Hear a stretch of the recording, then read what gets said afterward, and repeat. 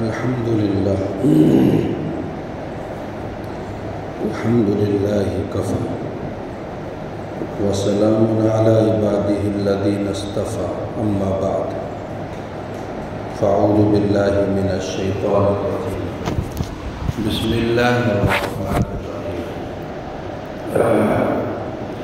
وما امروا الا ليعبدوا الله مخلصین له الدین حنفاء وَيُقِيمُ الصَّلَاةَ وَيُؤْتُوا الزَّكَاةَ وَذَلِكَ دِينُ الْقَيِّمَةِ صدق اللہ العظیم وصدق رسولہ النبی الکریم ونحن علی ذلك لمن الشاہدین والشاکرین والحمد للہ رب العالمین۔ قرآن کریم میں اللہ تعالیٰ نے 80 مقامات سے زیادہ نماز کے ساتھ زکوٰۃ کو ذکر فرمایا ہے۔ اس سے زکوٰۃ کی مال کی اہمیت کا اندازہ ہوتا ہے کہ مال کو اللہ کے راستے میں خرچ کرنا، اس کے بندوں کی ضرورتوں کا پورا کرنا کتنا ضروری ہے۔ اور ایسے بھی اللہ رب العزت جس کو چاہتا ہے مال میں اضافہ فرماتا ہے، اور جس کے چاہتا ہے اس کے مال کو روک لیتا ہے۔ بعض مرتبہ دیکھنے میں یہ آتا ہے کہ ایک انسان بہت بڑی تجارت کو لے کر بیٹھتا ہے، مقصود یہ ہوتا ہے کہ اس تجارت کے ذریعے سے میرے مال میں اضافہ ہو اور میری تجارت کے اندر بڑھوتری ہو،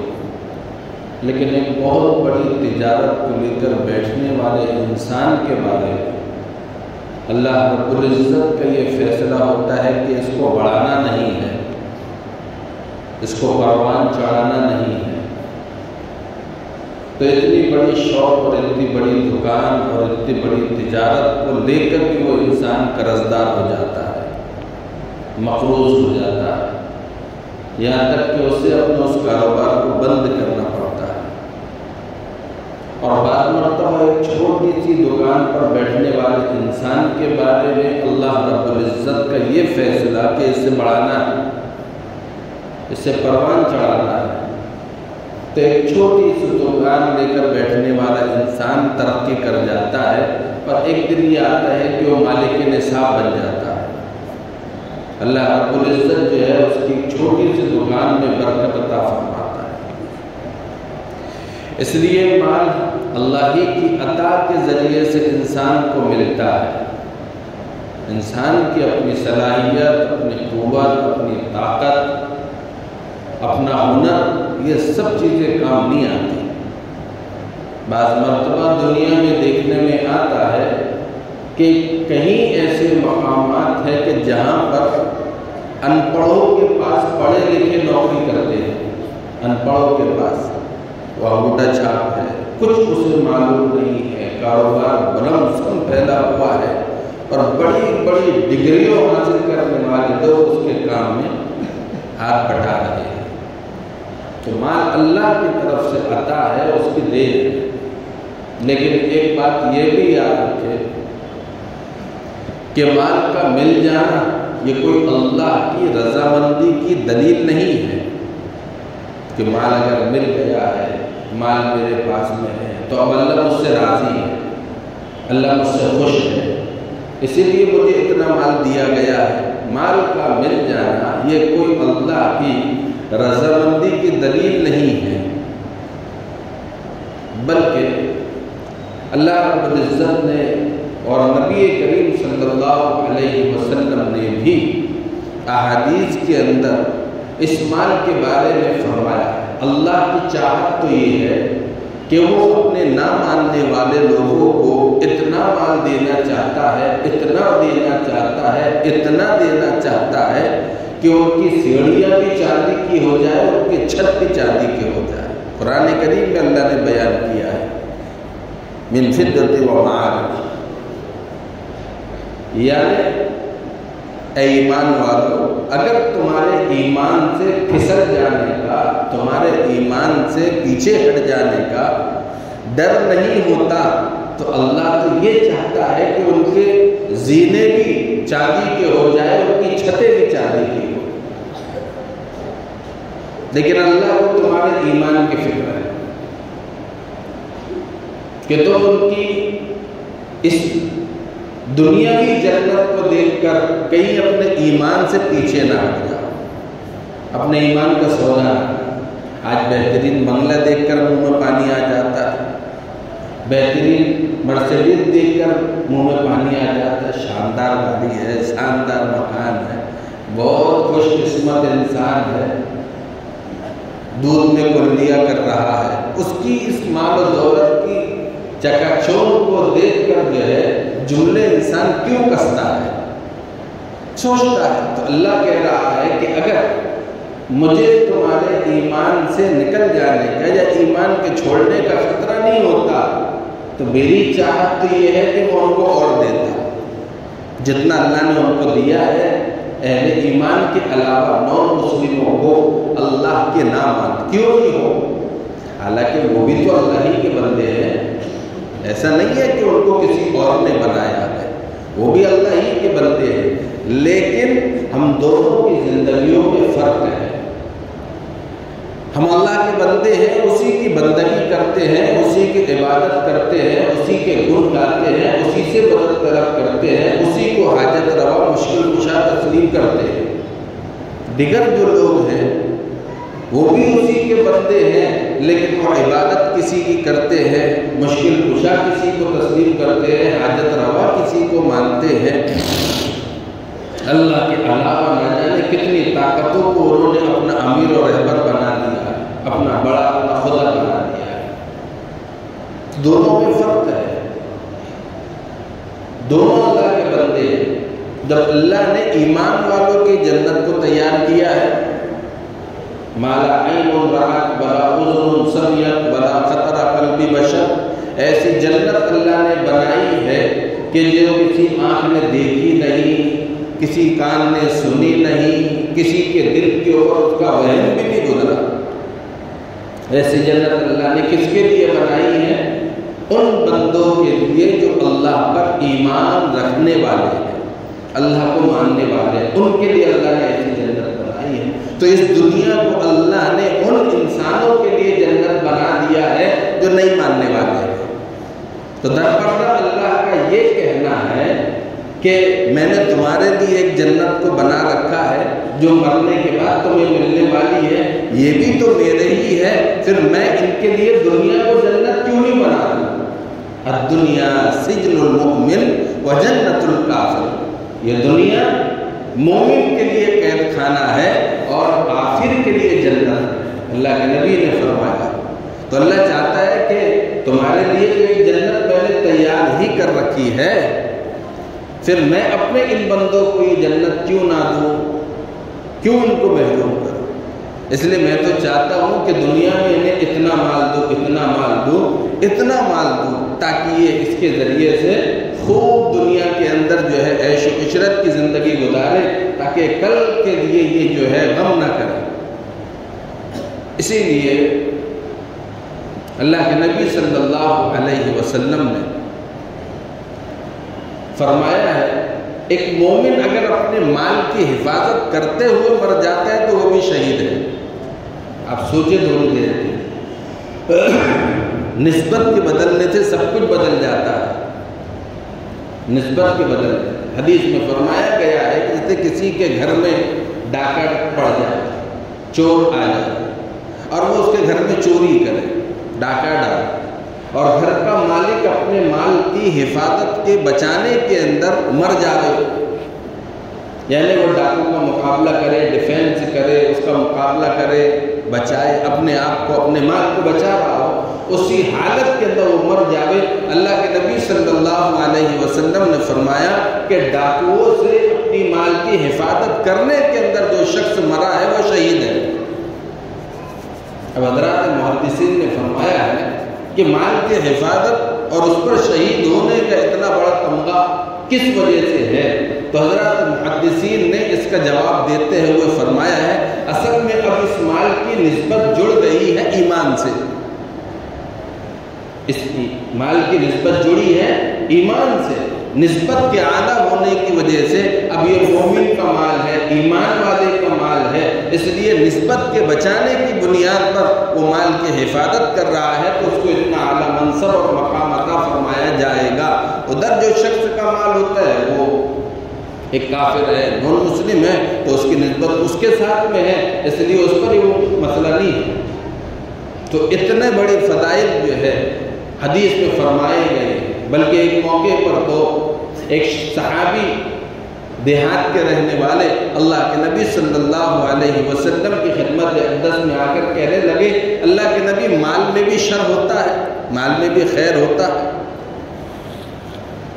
تو اللہ کے نبی صلی اللہ علیہ وسلم نے ان کو سمجھاتے ہوئے ان کو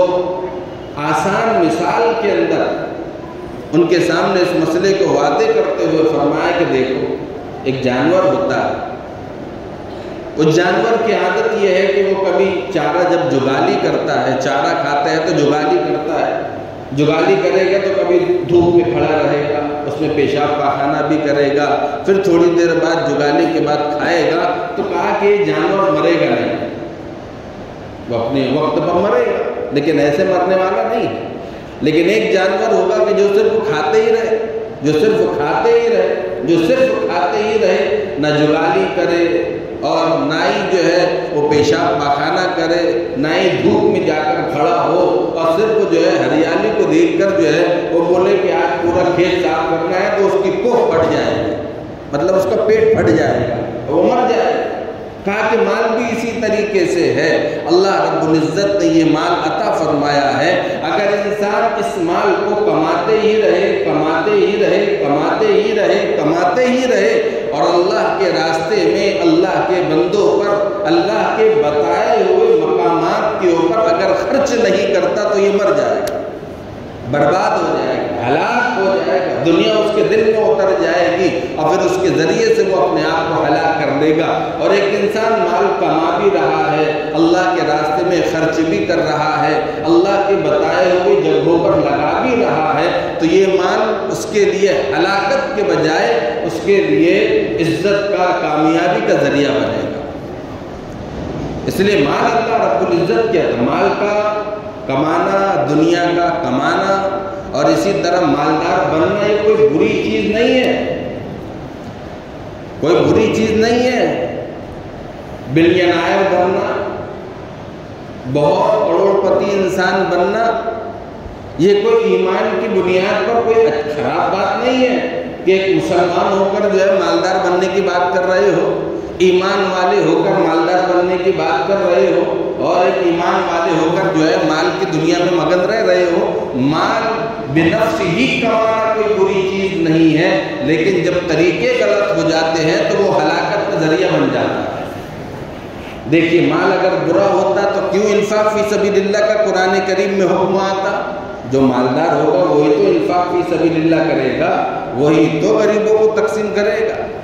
اگر مال بری چیز ہوتی تو کیوں اللہ تعالیٰ اتنے زیادہ فضائل بیان فرماتے اپنے راستے میں مال کے خرچ کرنے کے؟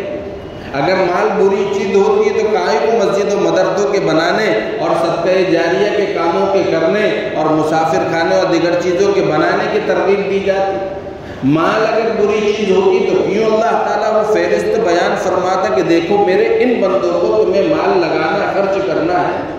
مال فی نفسی بری چیز نہیں ہے، جیسے سورہ عادیات کے اندر اللہ رب العزت نے فرمایا ہے کہ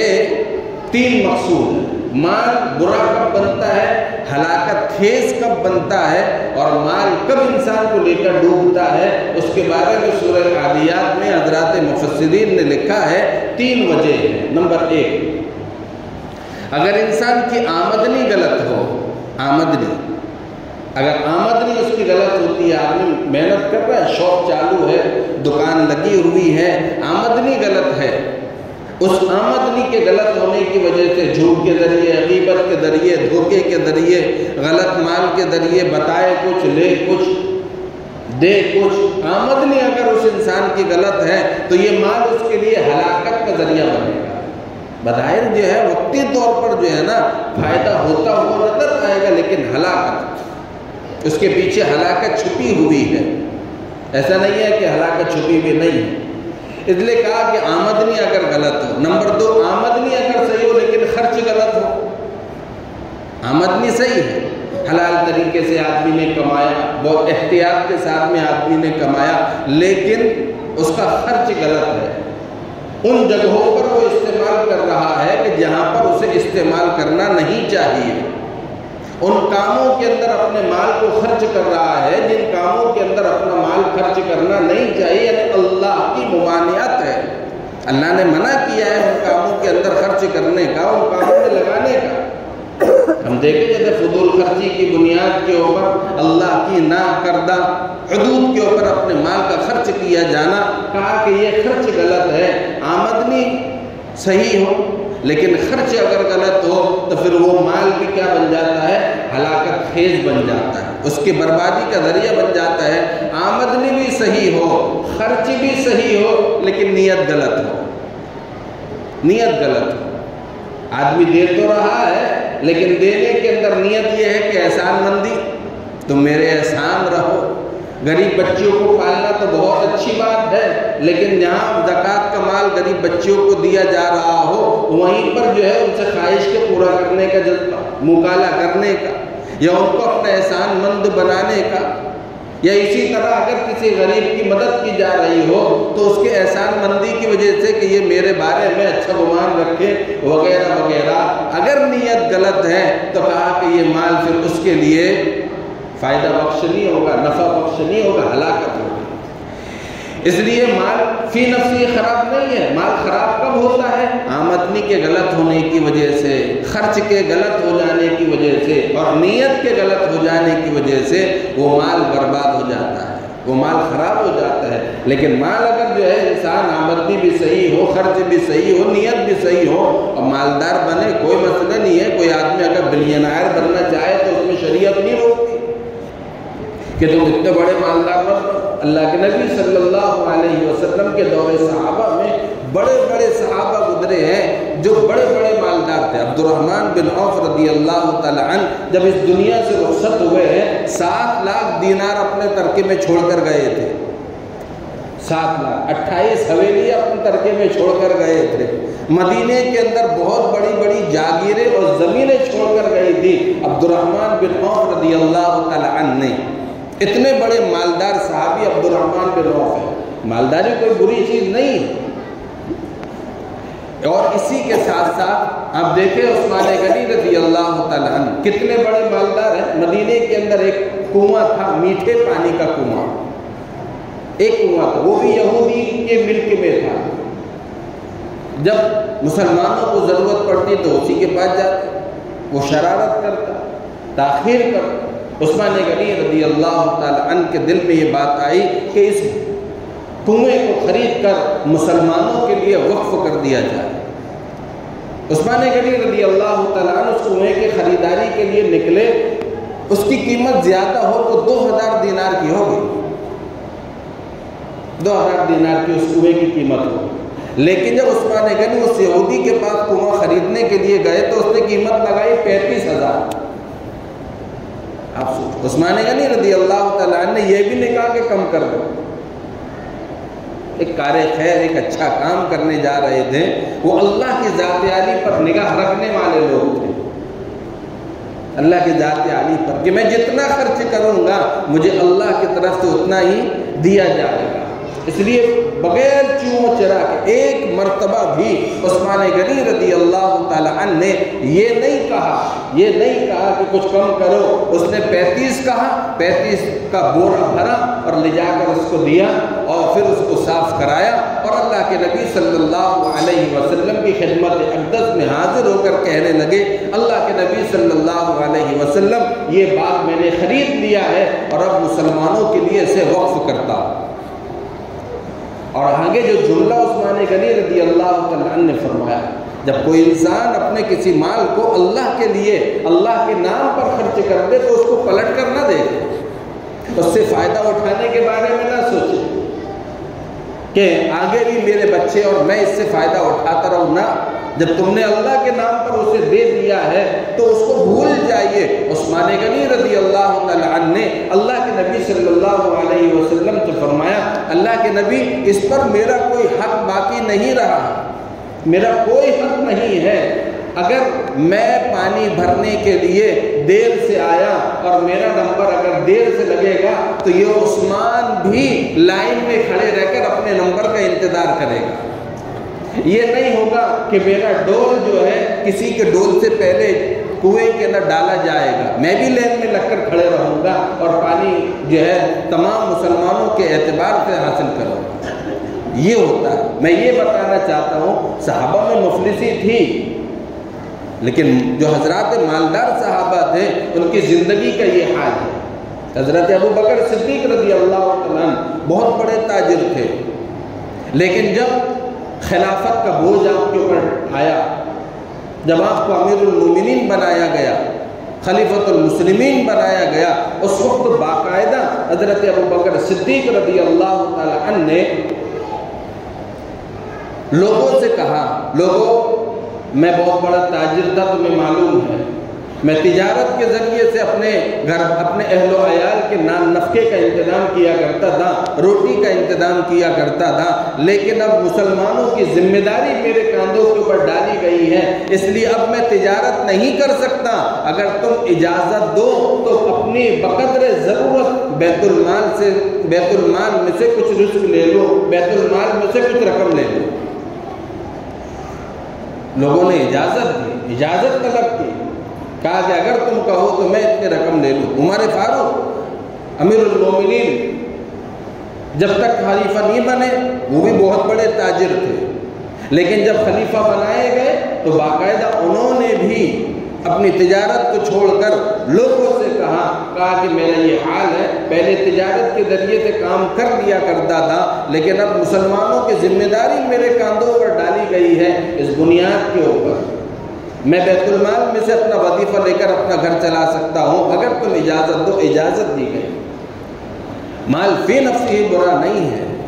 لیکن جب مال آتا ہے، اس مال کے آنے کے اوپر انسان اگر اس مال کو غلط راستوں کے اوپر خرچ کرے، جن جگہ لگانا چاہیے وہاں نہ لگائے، تو کہا کہ پھر وہ مال اس کے لیے ہلاکت کا ذریعہ بنتا۔ آدمی کو سمجھ میں نہیں آتا کہ ہلاکت کیسی ہوگی۔ امام غزالی رحمۃ اللہ علیہ نے اس کو بڑی اچھی مثال دے کر سمجھایا ہے، کہا کہ جب انسان اپنے رب کی عطا کردہ نعمتوں میں سے کسی ایک نعمت یعنی مال کو جب اللہ کے ان بتائے ہوئے مقامات کے اوپر خرچ کرتا ہے تو پھر اللہ اس کے مال کے اندر اضافہ فرماتا ہے، لیکن جب انسان اس مال کو اللہ کے دیے گئے مقامات اور اس کی فہرست میں خرچ کرنے کے بجائے فضول خرچی میں اور اپنی مقامات پر لگاتا ہے تو پھر اللہ اس مال کے ذریعے سے اس کو ہلاکت میں گرفتار کرتا ہے۔ بعض مرتبہ لگانے والا مال نہیں لگتا تو پھر آدمی کو 25، 50، 100، 1 لاکھ روپے ایسی جگہوں پر لگانا پڑتا ہے، اور ایسے فی الحال لگانا پڑتا ہے کہ جو اس کے لیے مجبوری کا باعث بن جاتا ہے، کبھی اسپتال میں، کبھی بیماری میں، کبھی کچہری میں، نہ جانے کہاں کدھر جو ہے یہ مال تم نے اگر اللہ کے بندوں کے منہ سے چھین کر اگر اپنے پاس رکھنے کی کوشش کی، یہ نہ جانے کب خرچ ہو جائے گا تمہیں نہیں معلوم۔ اس لیے کبھی ہمیں یہ نہیں سوچنا ہے کہ یہ میرا اپنا مال ہے۔ ہم سوچیں تھوڑی دیر کے لیے، اگر یہ بات ہمارے ذہن میں آ جاتی ہے تو ہمیں یاد رکھنا چاہیے کہ ہم دنیا میں کیسے آئے تھے، کس حیثیت کے ساتھ دنیا میں آئے تھے، کیا لے کر ہم دنیا کے اندر آئے تھے۔ کچھ نہیں تھا ہمارے پاس میں، ہم تو اتنے جو ہے لاغر اور مسکین اور فقیر حیثیت کے ساتھ آئے تھے کہ ہمارے بدن کے اوپر کپڑا بھی نہیں تھا، بغیر کپڑے کے اس دنیا کے اندر آئے ہیں، تو پھر کس منہ سے ہم یہ بات کہیں کہ یہ مال ہمارا اپنا ہے؟ یہ سب اللہ ہی کا عطا کردہ ہے۔ اسی پروردگار نے ہمیں اپنے بندوں، اس کے بندوں کے اوپر خرچ کرنے کی ترغیب دی ہے کہ ہمیں اپنے مال کو، بلکہ اللہ رب العزت نے تو یہاں تک فرمایا ہے، دیکھو جب کسی انسان کی دکان بند ہو جاتی ہے، تجارت ٹھپ ہو جاتی ہے، تو ایسا انسان کیا کرتا ہے؟ فوراً دکان کے بند ہو جانے پر، تجارت کے ٹھپ ہو جانے پر، کاروبار کے بند ہو جانے پر آدمی کبھی بابا کو تلاش کرتا ہے، کبھی تعویذ کو تلاش کرتا ہے، کبھی جھاڑ پھونک کرتا ہے۔ اللہ رب العزت فرما رہا ہے اگر تمہاری اپنی روزی کے اندر تنگی آ گئی ہو، جتنا مال تمہارے اپنے پاس میں موجود ہے اسی میں سے میرے راستے میں خرچ کرنے کی کوشش کرو، میں تمہاری بند روزی کو کھول دوں گا۔ لیکن ہم نہیں کرتے، ہمیں بابا یاد آ جاتے ہیں، تعویذ یاد آ جاتے ہیں، نہ جانے کون کون سے ہتھ کنڈے ہم کو یاد آ جاتے ہیں جو کرنے کے کام ہیں۔ ایک انسان کے پاس 100 روپے ہے، 100 روپے میں سے اگر وہ 5-10 روپے کہ میرے پاس 100 ہی ہے، وہ 5-10 روپے اس نیت کے ساتھ صدقہ کر دے۔ اللہ نے خود قرآن کریم میں فرمایا ہے کہ جب تم روزی کی تنگی کی پریشانی کے اندر مبتلا ہو، اس موقع پر اگر تم میرے نام پر میرے لیے اگر کچھ مال خرچ کر دو تو میں تمہاری روزی کو کشادہ کر دوں گا، تمہاری روزی کو کھول دوں گا، تمہاری مشکلوں کو آسان کر دوں گا۔ اس لیے مال جب اللہ رب العزت نے عطا فرمایا ہے تو یہ مال تو اللہ کے راستے میں لگنا ہی چاہیے، اور یہ اس کا حق ہے، یہ اس کا حق ہے۔ جو کچھ ہم اپنا کھا لیں گے وہ ہمارا ہے، لیکن جو ہمارے بعد ہم چھوڑ کر جائیں گے وہ مال ہمارا نہیں ہوتا، وہ ہمارے پیچھے وارثین کا ہوتا ہے۔ ہمیں نہیں معلوم ہے کہ ہماری اپنی اولاد ہمارے اس مال کے ذریعے سے اللہ کے احکامات کو، اس کے اوامر کو بجا لانے والی ہوگی، یہ اللہ رب العزت کے احکامات کو توڑنے والی ہوگی۔ ہم اپنی خود اپنی آنکھوں سے دیکھ رہے ہیں، اور جب انسان کے اندر مال کی حرص پیدا ہو جاتی ہے، جب مال کی لالچ پیدا ہو جاتی ہے، جب آدمی امیر بن جاتا ہے تو اس کے جملے بھی بدل جاتے ہیں۔ حرص کی بنیاد کے اوپر انسان اس مال کی محبت کے اندر غرق ہو کر وہ اللہ کے احکامات کو فراموش کرنے لگ جاتا ہے۔ قرآن کریم میں ایک شخص کا واقعہ ذکر کیا جاتا ہے، ثعلبہ ابن حاتم کا۔ یہ وہ شخص ہے کہ جو شروع میں غریب تھا، اللہ کے نبی صلی اللہ علیہ وسلم کی خدمت اقدس میں حاضر ہو کر کہنے لگا، کہا کہ مجھے اللہ کے نبی میرے لیے دعا فرما دیجئے کہ اللہ تعالیٰ مجھے مال عطا فرما دے۔ اللہ کے نبی نے فرمایا میرے جیسے رہو، میرے جیسے رہو، مل جائے تو شکر کرو، نہ ملے تو صبر کرو، یہی میرا طریقہ ہے۔ واپس چلا گیا، دوسری مرتبہ پھر آ کر کہنے لگا کہ اللہ کے نبی میرے لیے دعا فرما دیجئے مال مل جائے۔ پھر اللہ کے نبی نے فرمایا، تیسری مرتبہ پھر آ کر کہنے لگا تو اللہ کے نبی صلی اللہ علیہ وسلم نے اس کے مال کی دعا فرما دی۔ قصہ مختصر یہ کہ مال کے اندر بڑھوتری ہونے لگی، جہاں پر جانور 1 سال میں بچے دیتے ہیں وہاں 2 مرتبہ 13 سال میں، یعنی یہ ہے کہ اللہ کے نبی صلی اللہ علیہ وسلم نے اس کے مال کی بڑھوتری کی دعا کی تو اتنی کی کہ پہلے وہ مسجد نبوی کے قریب رہا کرتا تھا، پھر کچھ مسجد نبوی کے دور ہوا، پہلے 5 وقت مسجد نبوی میں رہا کرتا تھا، پھر دھیرے دھیرے دور ہوتا چلا گیا، جمعہ آنے لگا، پھر اس کے بعد مال میں اضافہ ہوا تو اتنا بڑا کہ اسے جو ہے اور مسجد نبوی کے مدینے کے کنارے پر جا کر رہنا پڑا، اور اب جمعہ بھی اس کا غائب ہونے لگا، جمعہ بھی اس کا چھوٹنے لگا، وہ نمازیں بھی وہیں پر ادا کرنے لگا۔ ایک موقع پر اللہ کے نبی صلی اللہ علیہ وسلم نے پوچھا این ثعلبہ، ثعلبہ نظر نہیں آتا، کیا بات ہے؟ کسی کہنے والے نے کہا کہ اللہ کے نبی اس کے مال کی کثرت نے اسے جو ہے جنگل میں جانے پر مجبور کر دیا ہے کہ وہ جنگل میں رہتا ہے، مال اتنا بڑھ گیا ہے اس کے پاس میں۔ تو اللہ کے نبی صلی اللہ علیہ وسلم نے فرمایا اس نے اپنے مال کی ابھی تک زکوٰۃ تو ادا نہیں کی۔ جیسے مال کے اوپر زکوٰۃ ہے ایسے جانوروں پر بھی زکوٰۃ ہے، لیکن اس کی ایک میعاد ہے، اس کی ایک گنتی ہے۔ کہا کہ اس نے جو ہے مال کی تو زکوٰۃ ادا نہیں کی ہے۔ اللہ کے نبی نے ایک والا نامہ تحریر فرما کر جو ہے اس کو پہنچایا،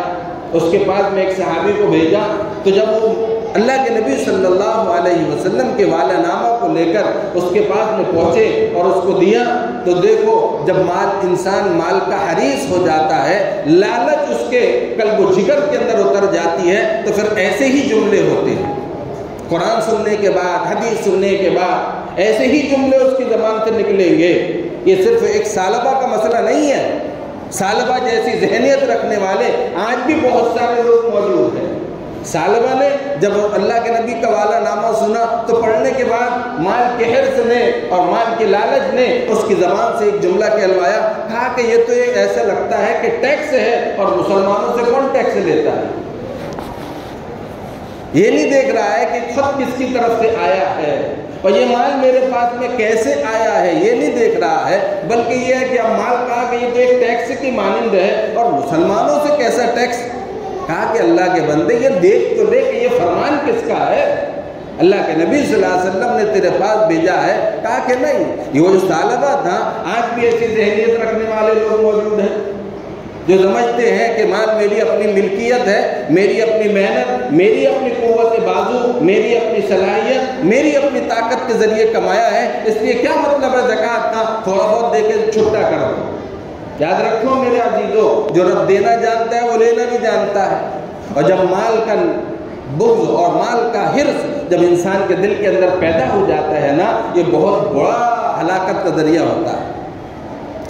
اللہ کے نبی کے پاس میں آ کر صحابی نے فرمایا کہ انہوں نے ایسا ایسا کہا، 3 مرتبہ اللہ کے نبی کی عادت شریفہ تھی، آپ اپنی ذات کے لیے کبھی کسی سے کوئی بدلہ نہیں لیا کرتے تھے، لیکن جب وہ شریعت مطہرہ کے اندر اگر کوئی کمی کر دے یا اس کو پیٹھ دکھا دے یا اس کا مقابلہ کرے، اللہ کے نبی صلی اللہ علیہ وسلم کی نبوت والی زبان سے بد دعا کے الفاظ نکلے، وَيْلَكَ يَا ثعلبہ، تیری ہلاکت ہو۔ 3 مرتبہ آپ نے فرمایا۔ اس کا کوئی رشتہ دار موجود تھا کہ جا کر کہنے لگا، یا نہیں بھی رشتہ دار موجود ہو، کسی نے کہا کہ ثعلبہ تیرے لیے تو جو ہے قرآن کریم کی آیت اتر گئی ہے، باقاعدہ پوری آیت، جیسے انہوں نے آ کر کہا تھا نا، لَنَصَّدَّقَنَّ، میں آپ سے وعدہ کرتا ہوں اگر مال ملے گا تو میں صدقہ کروں گا، وَلَنَكُونَنَّ مِنَ الصَّالِحِينَ، اور اچھے لوگوں کے اندر ہو جاؤں گا، لیکن جب مال آیا تو زبان بدل گئی۔ اور اللہ کہہ رہا ہے کہ اللہ کے نبی، ہم تو پہلے سے جانتے تھے کہ یہ پھرنے والا اور یہ جو ہے پیٹھ دکھانے والا شخص ہے، اب دوڑا ہوا مال لے کر آ رہا ہے اللہ کے نبی صلی اللہ علیہ وسلم کی خدمت میں، اور کہنے لگا کہ اللہ کے نبی مال قبول کر لیجئے۔ کہا کہ جس کے ایمان پر نفاق کی مہر میرے رب نے لگا دی ہو، جب ایمان ہی باقی نہیں رہا ہے تب اس کے مال کے لینے کی ضرورت کیا ہے؟ یہ مال تجھے مبارک ہو، کل قیامت میں لے کر آنا۔ منع کر دیا اللہ کے نبی صلی اللہ علیہ وسلم نے اس سے مال لینے سے۔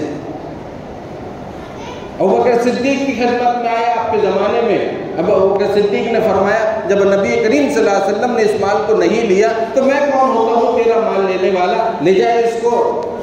اب تیرا مال قبول نہیں ہے۔ حضرت عمر فاروق کے زمانے میں لے کر آیا، کہا کہ جب میرے 2 بڑے نے جو ہے تیرے مال کو قبول نہیں کیا ہے تو میں کون ہوتا ہوں۔ عثمان غنی کے زمانے میں اس کا انتقال ہوا ہے۔ حضرات مفسرین نے بلکہ محدثین نے بھی لکھا ہے کہ مرنے کے بعد اس کا چہرہ ایک دم سیاہ اور کالا ہو چکا تھا، گویا کہ جو قرآن کریم میں آیت کریمہ اس کے دل کے بارے میں اور نفاق کے بارے میں بیان کی گئی تھی تو اس کا نفاق اس کے چہرے پر مرنے کے بعد ظاہر ہو گیا تھا، اس کے نفاق اس کے دل سے نکل کر اس کے چہرے پر سیاہ اور کالا ہو گیا تھا۔ اس لیے میرے عزیزو، میں نے اس لیے آپ کو بھی مسائل کا نہیں بلکہ یہ مال کے بارے میں غلط فہمی کے اندر ہم نہ رہے کہ یہ مال ہمارا اپنا قوت بازو، یہ ہماری اپنی ملک ہے، یہ اللہ ہی کا عطا کردہ ہے، اور اگر اللہ ہم سے کہہ رہا ہے کہ ہمیں اپنے مال میں سے اللہ کے ان بندوں کی مدد کرنا ہے تو مدد کر کر کوئی احسان نہیں جتلانا ہے۔ یہ بھی یاد رکھو، اگر آپ کسی کو زکوٰۃ دے رہے ہیں، کسی کی مدد کر رہے ہیں تو آپ کوئی احسان نہیں کر رہے ہیں، آپ کو یہ مال کس نے دیا ہے؟ اللہ نے، اور اس اللہ نے آپ کو اس مال کے خرچ کرنے کی جگہیں بتائی ہے کہ ان جگہوں پر تمہیں اپنا مال خرچ کرنا ہے۔ اس لیے اگر آپ نے احسان مندی کی بنیاد پر، اس لیے میں نے پہلے کہا مال ہلاک ہوتا ہے 3 وجہ سے، آمدنی اگر غلط ہو، خرچ اگر غلط ہو، نیت اگر غلط ہو تو مال اس کے لیے ہلاکت کا ذریعہ بنے گا۔ اس لیے احسان مندی نہیں ہے، ہم دے رہے ہیں، اللہ نے دیا تھا، اللہ ہی کے بتائی ہوئی جگہوں پر اپنے مال کو خرچ کرے، اپنے رشتہ داروں میں تلاش کرے، ایسے مفلس لوگوں کو ڈھونڈیں۔ میرے پاس وقت نہیں ہے، پر مختصر یہ حضرت مولانا منظور نعمانی صاحب کو آپ جانتے ہوں گے، جن کا نام بڑا مشہور ہے، حضرت مولانا سجاد نعمانی کے والد، یہ بہت بڑے اللہ کے نیک بندے اور بہت صوفی اور زاہد اور بڑے عالم دین تھے۔ علامہ ابو الحسن علی میاں ندوی رحمۃ اللہ علیہ نے خود جو ہے ان کے انتقال کے بعد جب ان کو دیکھا تو بہت دنوں کے بعد میں فرمایا تھا، سجاد تمہارے والد مولانا منظور نعمانی انتقال کرنے کے بعد بھی ان کا دل اللہ اللہ کر رہا تھا۔ وہ شخصیت منظور نعمانی، ان کے زمانے کے اندر جب کبھی لاک ڈاؤن لگا تھا، جیسے ہمارے وہاں 2008 میں لگا تھا، تو لوگوں نے کتنی فکر کے ساتھ محنتیں کی تھی، لوگوں کے پاس میں جا جا کر ان کو پیش کیا تھا۔ ان کے زمانے میں ایک مرتبہ جب لاک ڈاؤن لگا تو مولانا منظور نعمانی نے اپنے محلے کے چند احباب کو جمع کر کہا کہ چلو بہت سارے اپنے یہاں پر وہ لوگ ہیں جو رکشہ گاڑی والے ہیں، یعنی سائیکل کا رکشہ، وہاں پر اب یہ بھی لوگ ہیں۔ کہا کہ یہ تو بیچارے روز کھودنے اور کمانے اور کھانے والے لوگ ہیں، ان کا کیا ہو رہا ہوگا، ان کا کیا ہو رہا ہوگا۔ نکلے اور ایک ایک گھر پہ، جن گھروں کے بعد معلوم تھا کہ یہ ایسے لوگ ہیں، ان کے پاس میں جا کر کے ایک دروازے پر پہنچے تو اس میں سے ایک مستورات نے، ایک عورت نے آواز دی، کہا مرد کوئی اندر نہ آئے، عورت ساتھ میں ہو تو اس کو بھیجو۔ مرد کوئی نہیں آیا، ان کی بیوی یا ان کی بیٹی ساتھ میں بھی، مولانا ان کی اہلیہ کو اندر بھیجا مولانا نے، اہلیہ گئی، واپس آئی تو وہ رو رہی ہے، بے تحاشا رو رہی ہے، اتنا رو رہی ہے، اتنا رو رہی ہے کہ ان کی ہچکیاں نہیں بند ہو رہی۔ تو مولانا منظور نعمانی نے کہا کہ اللہ کی بندی ادا کیا کچھ بتاؤں گے تو معلوم پڑے گا، کچھ بتاؤ تو صحیح۔ ارے کہا کہ اس عورت کی داستان ہی ایسی ہے کہ میں برداشت نہیں کر سکتی۔ قصہ مختصر میں آپ کو ایک عبرت کے لیے سنا رہا، عبرت کے لیے قصہ مختصر یہ کہ اس نے کہا کہ جب لاک ڈاؤن کی ابتدا ہوئی تھی، اس سے پہلے میرا شوہر جو ہے جھڑپ کے اندر شہید ہو گیا، اسے گولی مار کر شہید کر دیا گیا۔ میری ایک بیٹی ہے 8 سال کی اور میں ہوں۔ کہا کہ شروعات کے اندر چند لوگوں نے تو جو ہے کچھ مہینے یا کچھ دنوں تک جو ہے میری مدد کرتے رہے، کھانا کٹ پہنچاتے رہے، لیکن جب ختم ہو گیا ہم دونوں بھوک کے ذریعے 3 دن کے بعد اپنے گھر کے باہر اپنی بیٹی کو لے کر نکلی تاکہ اپنے بھوک کا، اپنے پیٹ کا انتظام کر سکوں۔ چند نوجوانوں نے مجھے اغوا کیا، میرے ساتھ جو ہے بری حرکت کی میری بیٹی کے سامنے، اور اس کے بعد میں کہنے لگے تم اتنی حسین و جمیل عورت ہو، تمہیں مرنے کی کیا ضرورت ہے، تم ہماری ضرورت پوری کرو، ہم تمہاری ضرورت پوری کریں گے۔ کہ آج تک میرے ساتھ وہی ہوتا ہے۔ ایسے بہت سارے خوردار لوگ ہیں، کبھی جھانک کر دیکھ لو اپنے محلے میں، اپنے پڑوس کے اندر۔